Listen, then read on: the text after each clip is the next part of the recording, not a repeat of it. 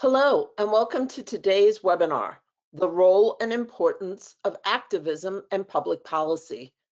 I am Dr. Barbara Malkas, Board President for Massachusetts Breast Cancer Coalition, and I'd like to thank you for joining us today. Massachusetts Breast Cancer Coalition is dedicated to preventing environmental causes of breast cancer through community education, research advocacy, and changes to public policy. I am pleased to welcome today's guest, Dr. Linda Malkas. That's right, my sister. I'm Dr. Barbara Malkas. She's Dr. Linda Malkas. And right now, our mom is very proud looking down on us from heaven. Dr. Linda Malkas is the Associate Chair and a professor in the Department of Molecular and Cell Biology at the Beckman Research Institute of City of Hope, where she co-founded and continues to co-lead the Molecular Oncology Program since 2011. Previously a professor of medicine at the State Indiana University School of Medicine, she co-founded and co-led the Indiana University Simon Cancer Center's Breast Cancer Research Program and established the Signature Center for Breast Cancer Research. She has published over 75 peer-reviewed articles, presented at numerous national and international meetings, served on the National Institute of Health and Department of Defense study sections, is on the ethical boards of cancer research and cancer prevention research, has been on the Department of Defense Ovarian Cancer Research Program Integration Panel since 2011, and serves as an external advisor for multiple cancer centers. Holds over 23 US and international patents and has received numerous awards. Welcome, Sister Linda. Hello, Barbara. So far away. I'm in California and you're all the way there in Massachusetts, and I love you. I love you too. In change from our normal presentation style format, today's webinar will be a conversation between Linda and I, one that we have every time we get together and on the phone. A little bit about me. I was the superintendent of North Adams Public Schools from 2016 to 2025 after serving as superintendent of Webster Public Schools for 4 years.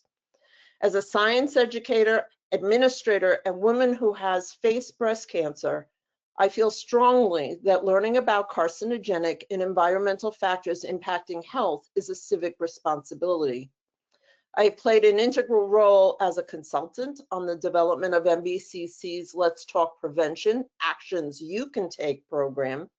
Additionally, I have earned numerous awards and recognitions, including the 2025 Dr. Christos Deulis Award, the Dr. Bobby D'Alessandro Leadership Award, and the 2025 Women in Education Leadership Network Conference Award, and the Massachusetts Superintendent of the Year in 2024. So before we begin, I would like to invite the audience to enter questions into the questions chat tab of the GoToWebinar dashboard.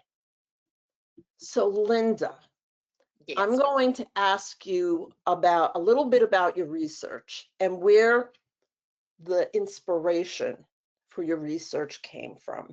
You recently shared with me something that a mom posted just prior to Mother's Day regarding Anna Olivia Healy. And I would like you to describe for the viewing audience today who she was and her profound impact on your research, and even to this day. To this day. So Anna Olivia Healy was a little girl who got cancer, neuroblastoma, which is, everybody always thinks it's a brain cancer, but it's actually nerves, you know, it's a neural tissue and that kind of, so it's a lot in the abdomen, and so she acquired it when she was 3, and she lost her battle to it when she was 9. And her father, I met her father. He was a photographer for the Indianapolis Star newspaper, and the Star was doing a feature article on me, and I needed a figure or a picture. So they were sending the photographer, and when he came, he told me about his little girl who was across the street in the Riley Children's Hospital, and that she was 8 years old and had been fighting cancer for 5 years, and they were running out of options.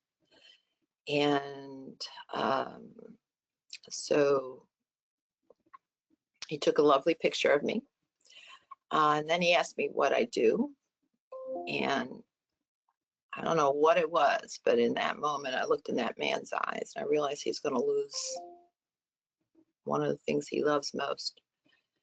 And I realized that I wanted to give him something, but what do you really own that you can give somebody? And I realized it's, one or two ideas in his head, the work of these hands. So I sat him down at my computer and I showed him all my research, and he wished me good luck after 2 hours of talking about the data. And I wished him good luck. And then sometime after, I kept tabs on his little girl, and she lost her life. She was 9 years old. And sometime after that, out of the blue, he calls me, and he said, my wife and I would love to visit your lab. And little did I know it would change the course of my life. Long story short, they gave me a check for $25,000, and these are not rich people. Okay, he's a photographer for a newspaper, and she worked for AT&T. And they said, Dr. Malkas, you do all this work. If you could do something, for this disease. And I had grant money, but this $25,000 represented like their heart. And I wanted to do something bold in the name of that little girl. And that led to a journey of, at that time, I was a straight bench scientist, a person who just does research on a lab bench, right? And study science and kind of like counts the number of angels on the head of a pen, like that, those kind of questions.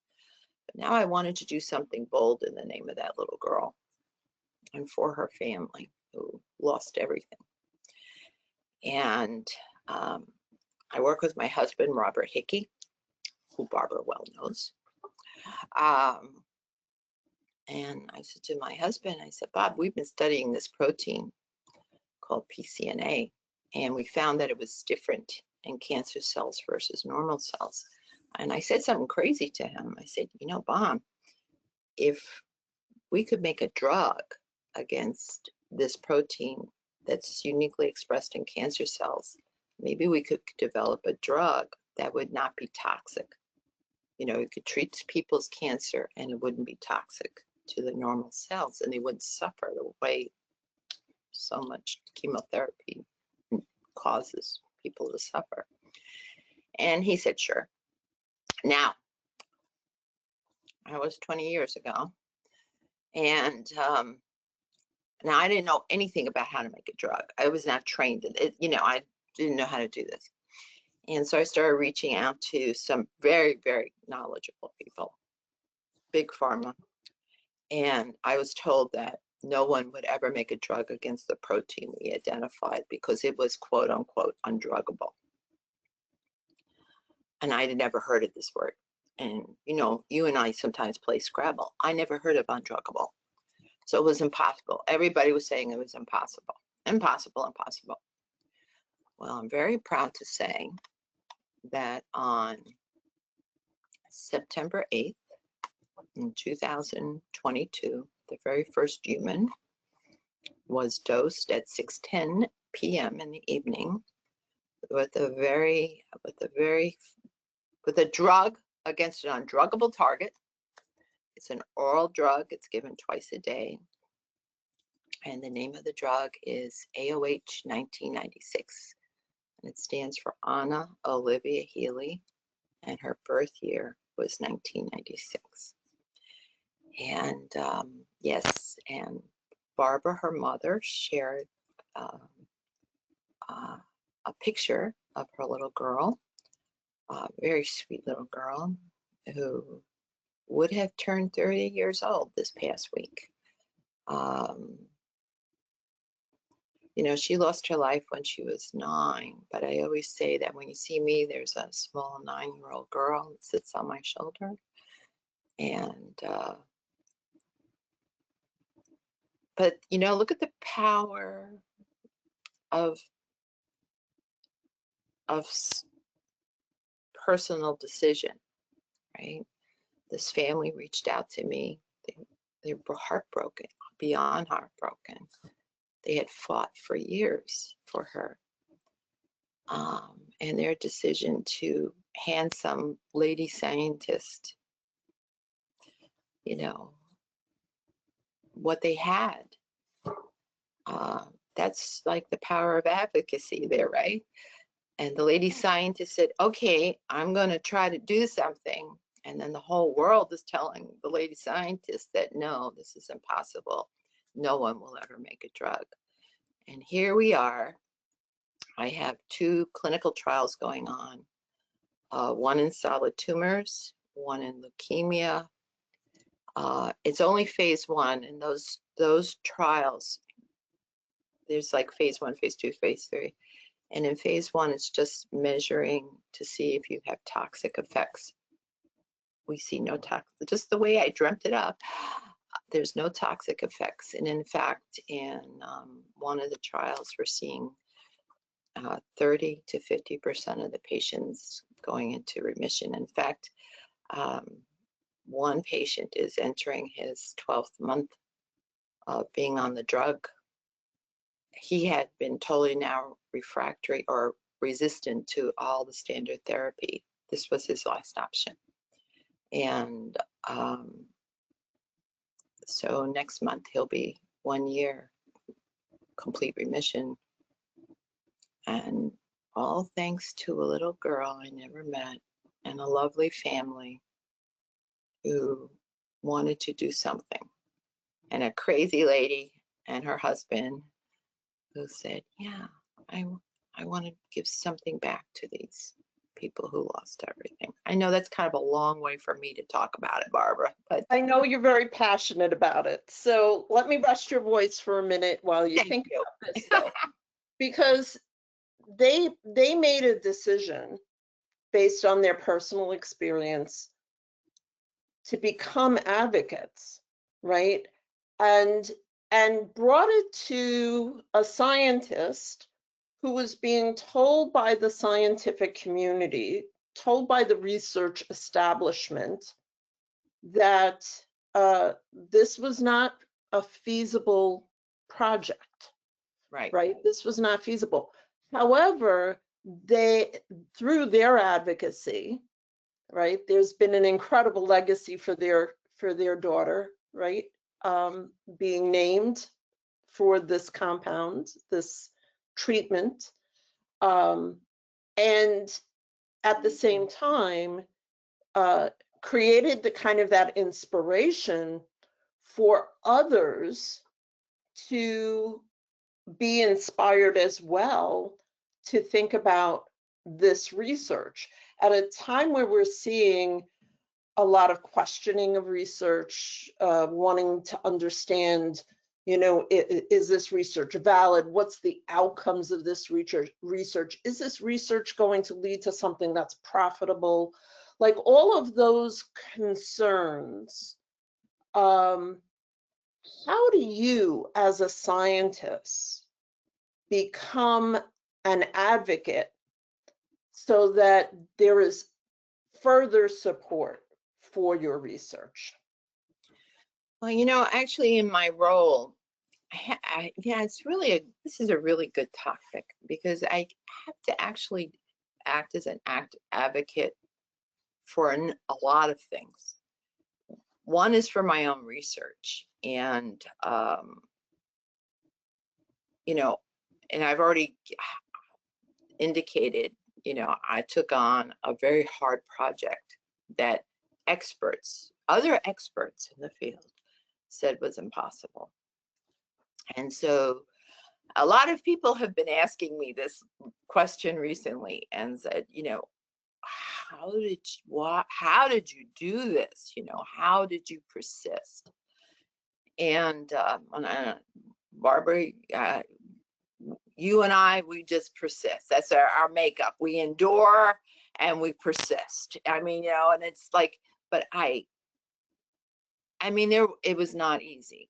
20 years of pushing, and considering that I did not know how to make a drug, but I sure know how to do it now and develop a drug and bring it into the clinic. I sure know how to do that now.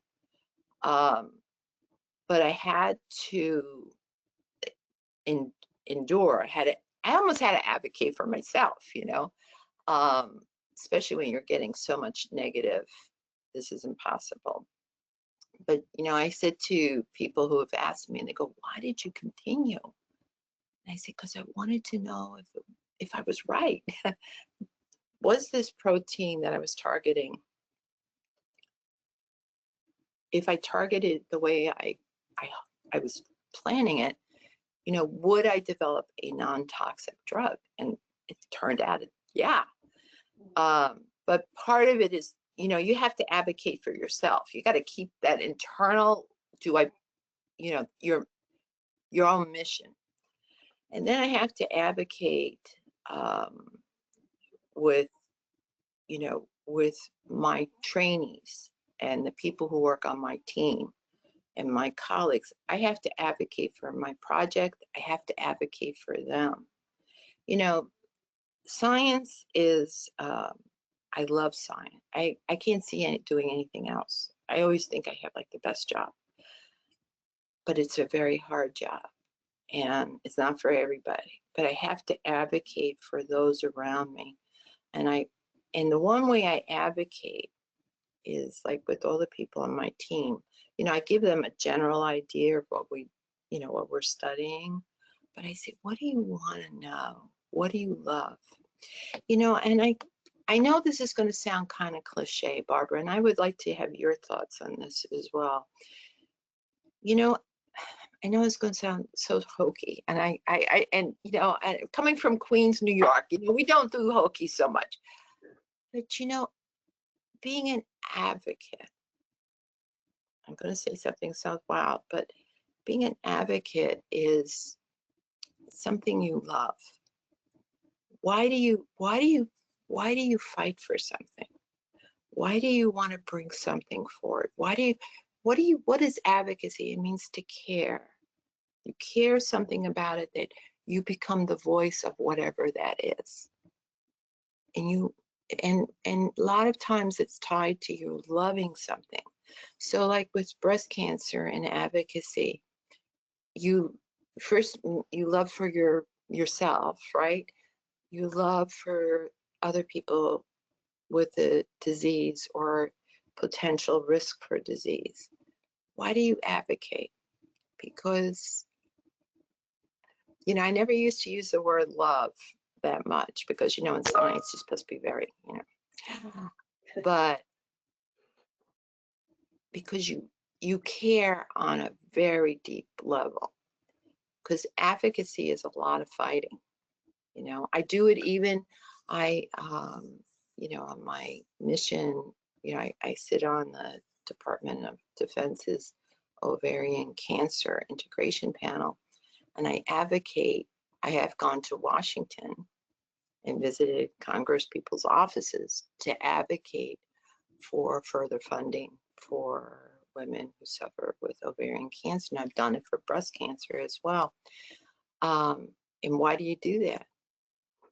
Because I love people I don't even know, and I want to help them.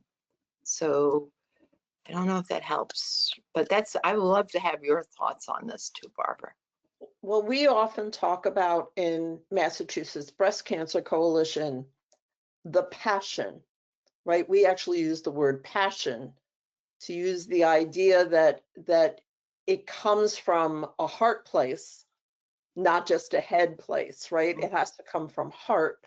And it's the combination of knowledge and the passion that gives you the desire to keep going forward and providing the advocacy, maybe for those who don't have access to the knowledge, or who may not know how best to advocate for change, right? For changes in public policy, for changes in research funding, and also changes in providing education, so that people can, in fact, have that feeling of empowerment, as opposed to feeling defeated, right? When I received my diagnosis, I noticed everyone becoming very careful around me, right? Careful with my emotions, careful with my reaction, and I was not that patient, right? I didn't need to be like swaddled, I really wanted information, and I wanted to be the decision maker. And so I wanted my doctors, particularly, and my care team to see me as a partner in my recovery, not as a patient to be cared for. And so that took some doing. I had to find the right team, including having a radiologist who backed out literally the day before surgery, because had some concerns and couldn't seem to get past my involvement and questioning of what was going to be happening in my postoperative care. So yeah, I think that knowledge and passion are both duly needed for really successful advocacy. And Linda, I have seen you in action. You get asked awful lot to do talks and to do presentations that are to large groups of potential donors on behalf of City of Hope. And while that's not necessarily what we envision the role of the scientist, as a scientist being asked to do that work, how do you go about ensuring that your audience understands that it comes from that place of love and heart and passion? Well, I generally tell the story of how I became a scientist, and then what drove me to create a brand new drug, an impossible drug, and I just tell them that the only thing you have is your story. Some people, Barbara, we were blessed with an Irish mother, so she gave us that ability to speak to people. And for myself, I have a very different style than a lot of my brother and sister scientists. I'll step into the scary real lay world, and what you see is what you get.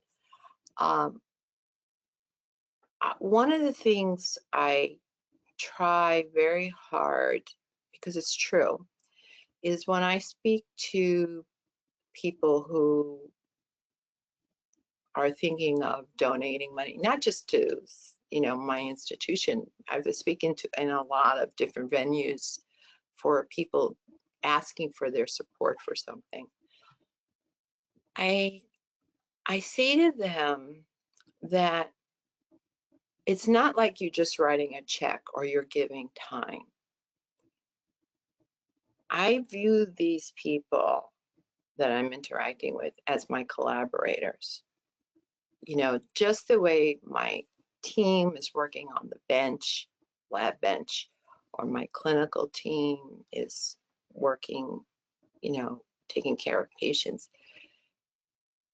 I view people who want to interact as a donor or volunteering time, they are collaborating in the great mission of trying to deal with a really tough disease. So there's like, you can look at it as like there's no me and them, you know, it's like a big continuum. We're all facing, you know what it is? It's good I'm talking with you.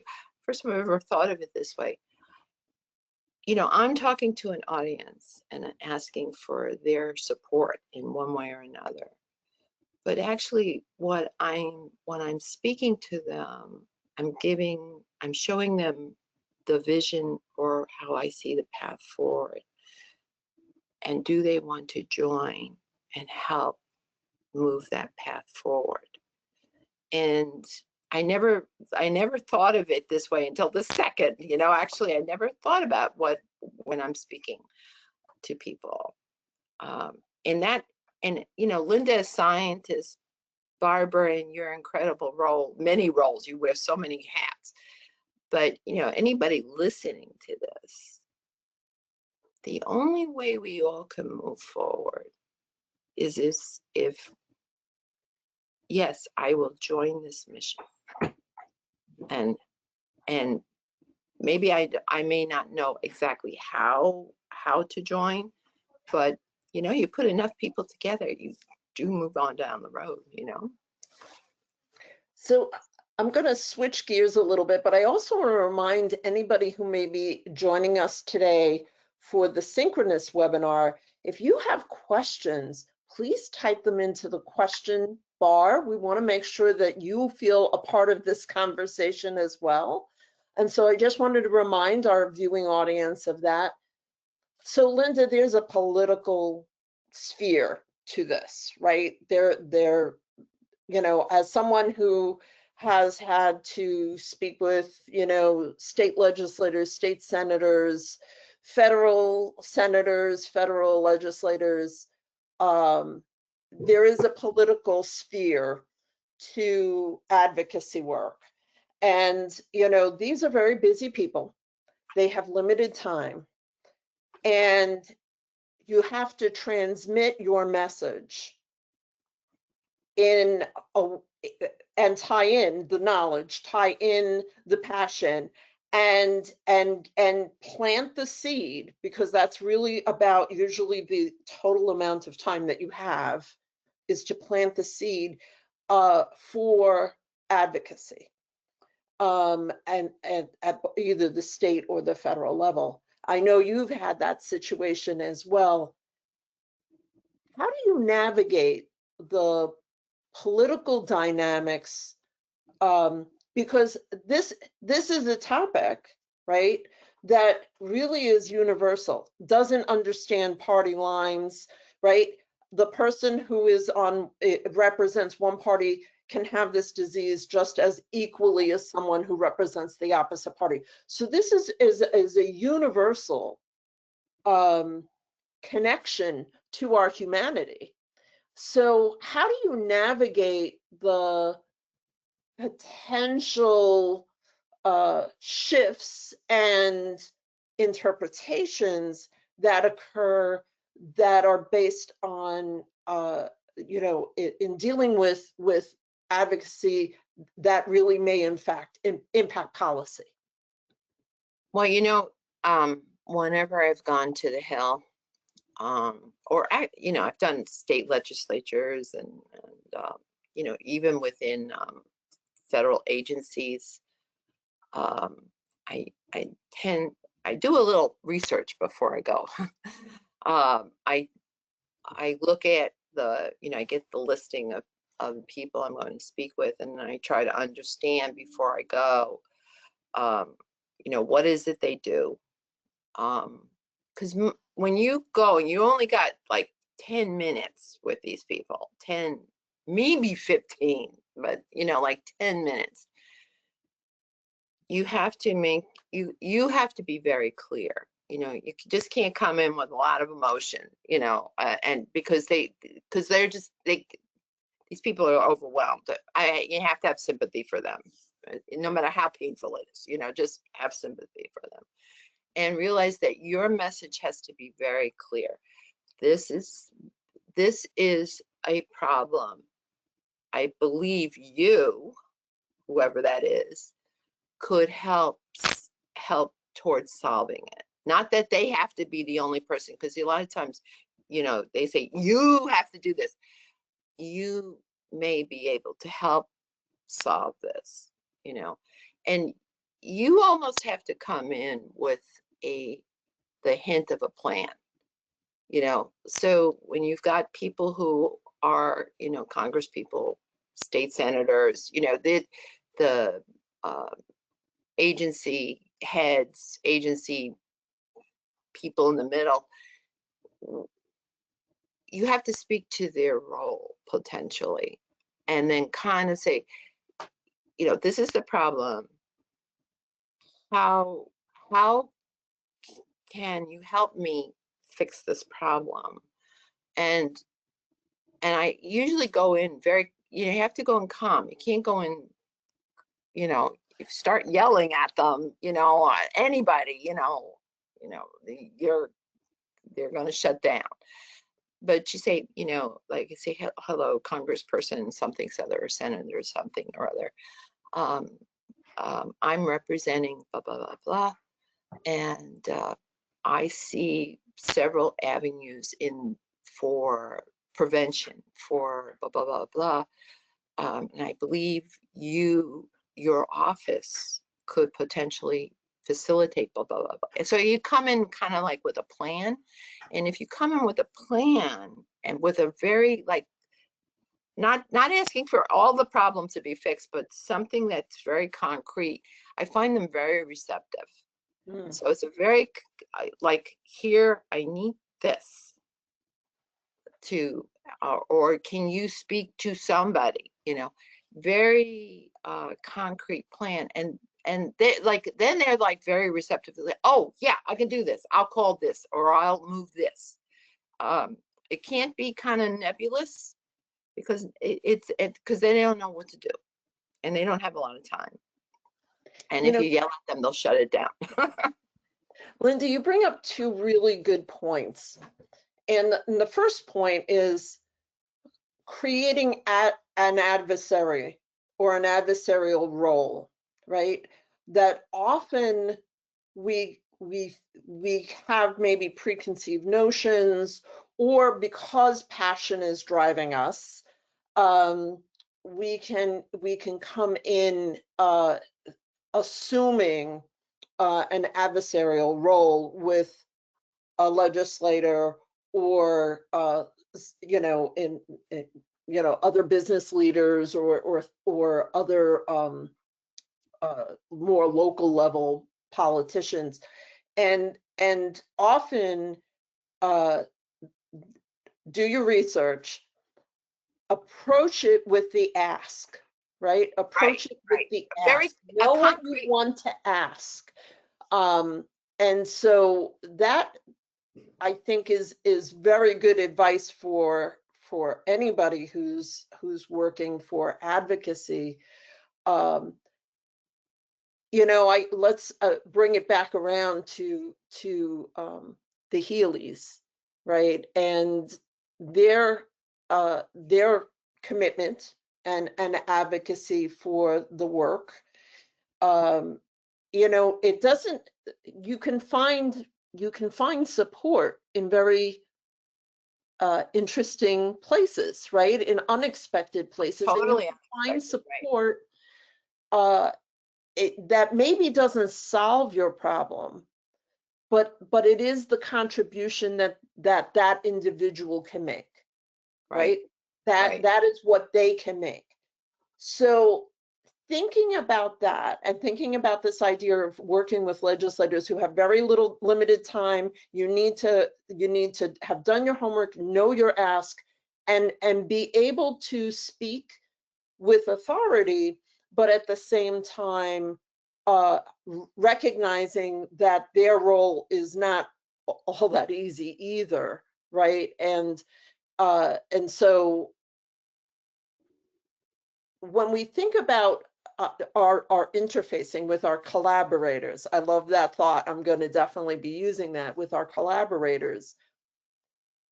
How do you ensure that that they walk away, that with whatever is the level of commitment that they can provide, that they feel as if they are part of that collaboration?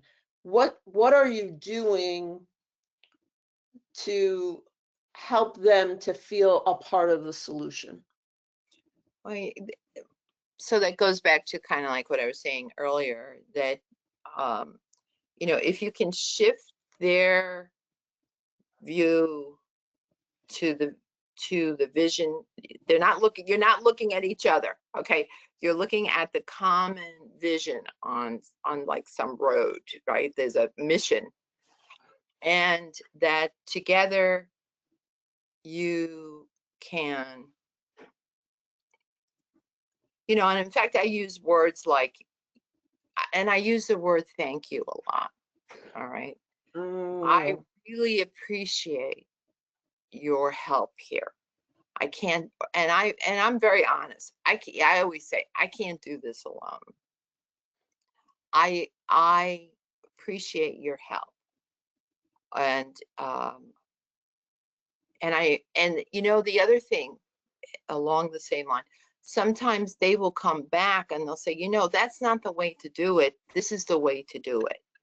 And I go, and you know, you can become obstinate and say, no, you know, because if you come in like, you know, this is only one way to do it, you know, but actually they have a lot of experience in trying to move things forward.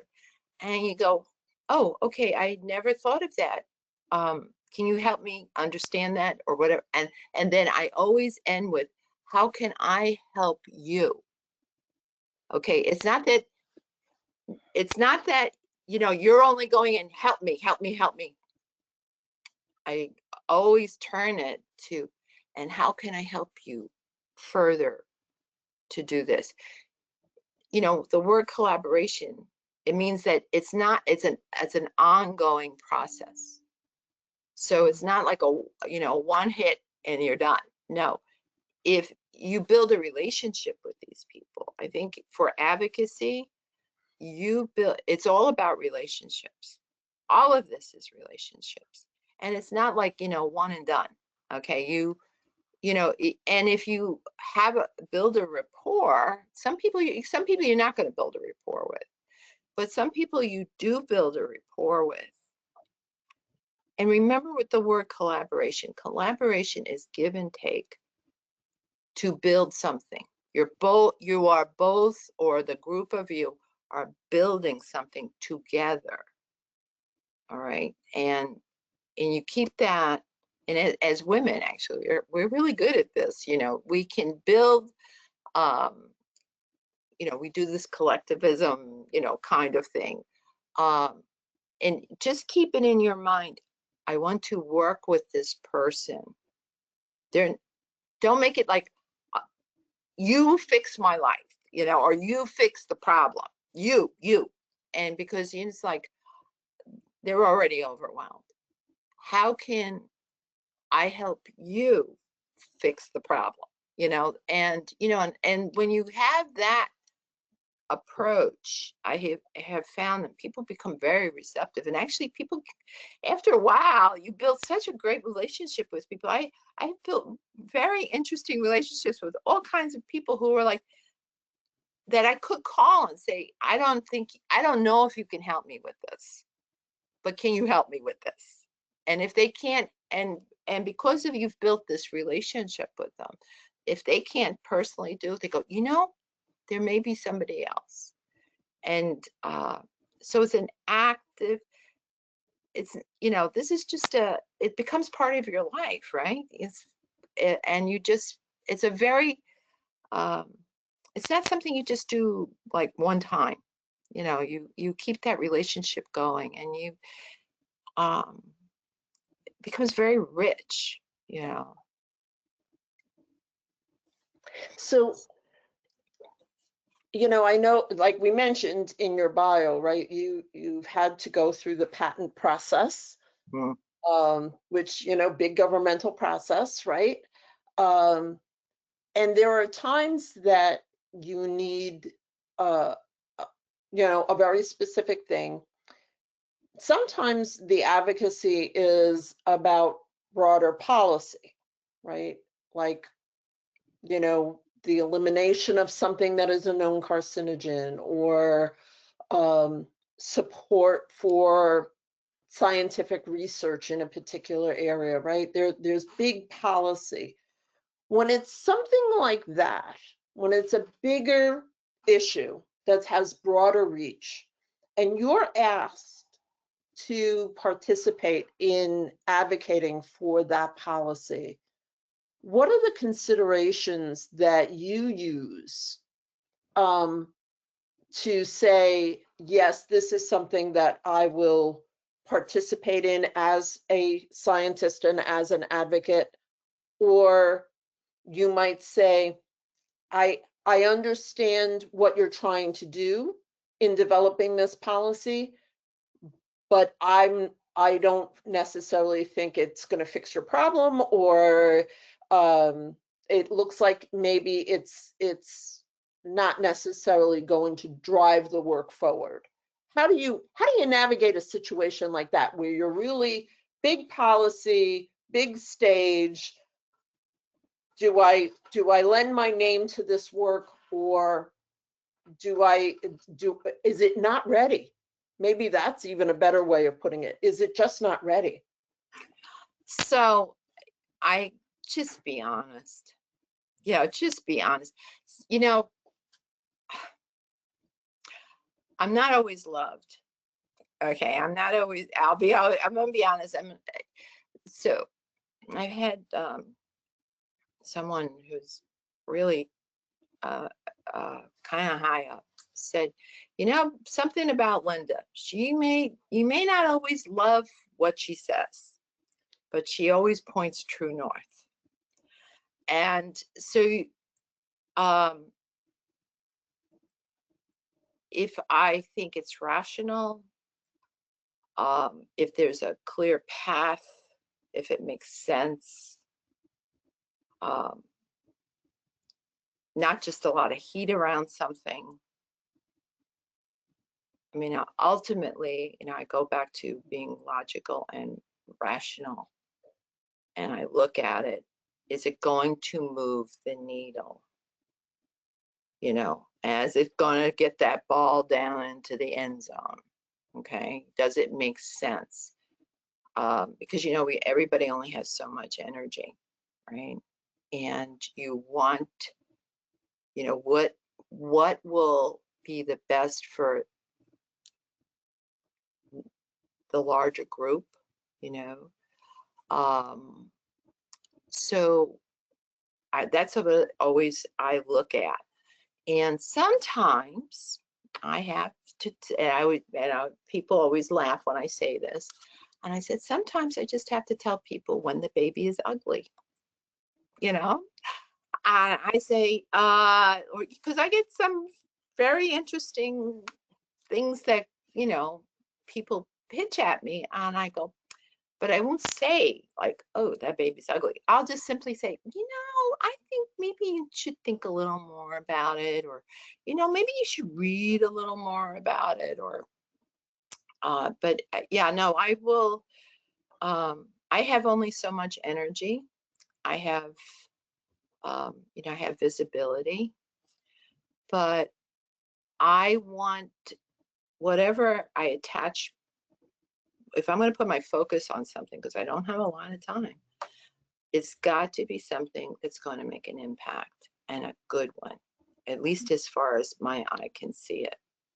Not little needle movements. I want something to make an impact, and so I'm very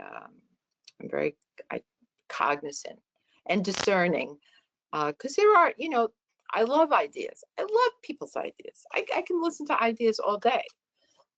Some ideas are the baby ugly, Can you give me an example of something that you considered and then did support, like some of the policies that you've been asked to look at? So, I do, people are always surprised when I say the Department of Defense, the Department of Defense has some very wonderful cancer programs, anti-cancer programs. And the NIH has a lot of funding, tons of funding for cancer. And the Department of Defense is much smaller budget. But I in some respects, I shouldn't say this out loud, but I love the Department of Defense because they actually do more risky stuff. They kind of focus, so the NIH, funding is it's more traditional, and they're more conservative in their approaches to things. Department of Defense, I like it because they'll take more. They'll actually put in applications, and I support this. I mean, I really advocate for this, is they will do some pilot projects on more risky ideas. And that, not crazy risky ideas, but, something that, makes sense based on current literature, current concepts, but that's really testing the boundaries. So I have I've advocated quite a bit for that kind of work, for really advocating thinking outside the box work, science wise. I love it. Not too, not crazy out of the box work, but but really, like, hey, look, the drug AOH 1996 is totally an out of the box work, but look at the power of it. So I often say, I wonder, how many things slip through the cracks because, they want, when funding rate agencies are very conservative in their approaches. So there might be some incredibly great ideas that just don't get funding. And so I always advocate for that. I also advocate for young people, young scientists, young investigators for our future.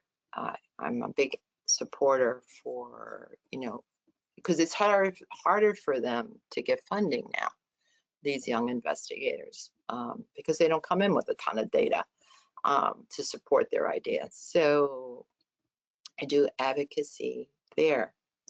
But those are the kinds of some of the things. But I like new things. I like new things, not off the wall things, but things that make sense. I'll go with it. So we did get a question here from a participant. What is an example of a great success of your work, and why was it successful? Well, I have been telling everybody that this is the happiest time of my entire research career. This has been the best time. I had 20 years of nightmare walking with trying to bring this thing forward, but my biggest success is bringing forward the drug AOH 1996. It really is. And because everybody said it was impossible, but now I have people living who are in complete remission, and they have no toxicity. They take it, in the morning, pills in the morning and at night, and they're going about their life. And because of conflict of interest, I don't know who these patients are. Okay, I could walk past them here on the campus and not know that they're taking the drug.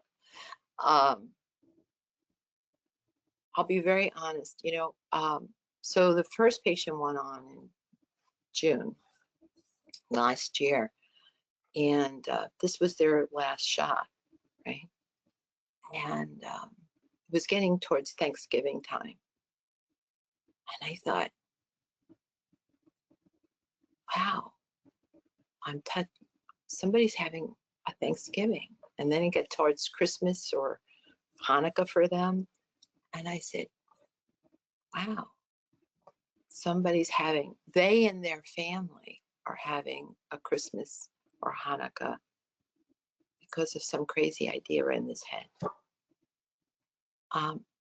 I can't tell you how much that means to know that something I did has made real difference in people's lives. And it's going to only get bigger because now it's still an experimental stage, but I don't want to say it out loud, but I'm hoping in the not too distant future that we can go for FDA approval so that it becomes something in the world. And think about that little girl, that little 9-year-old and her lovely family. Her father, when I got the FDA approval to start the clinical trial, it was just before Christmas that year. And he was the first person I sent the email to. And I said, got approval for the trial. And he says, now my daughter has a legacy. Mm. And maybe that's for all of us. I have this great thing. But I think everybody's life, you should really reflect, what is your greatest achievement? And you really do have them. We don't tend to look at them as greatest achievement. There are things that everybody does. We not even know the impact, right? Right, exactly. Is that impact. Exactly. I wanted to ask Linda, and it's an adjacent question, because we hear a lot about how, the issue of big pharma, right? And, you were being told this was undruggable. And what does it look like now that you're starting to have data that is indicating a high degree of success with AOH 1996? Like, what has that journey looked like? Well, okay, so in order to move things forward, I started my own biotech company in addition to my role here at City of Hope, because I needed to, because clinical trials are extremely expensive, and I needed to raise funds, and I could do that not easily, but within a company. I could never write enough grants to fund a clinical trial. Okay, so I have my own biotech company. So big pharma, I'm having conversations with them. Big pharma's research strategy has changed over the last 20 or so years. It used to be they had their own huge departments for research. Huge. They had, oh my God, entire campuses. And what they have done is they have closed a lot of that down. And now they come to places like City of Hope and other academic institutions because they know that really,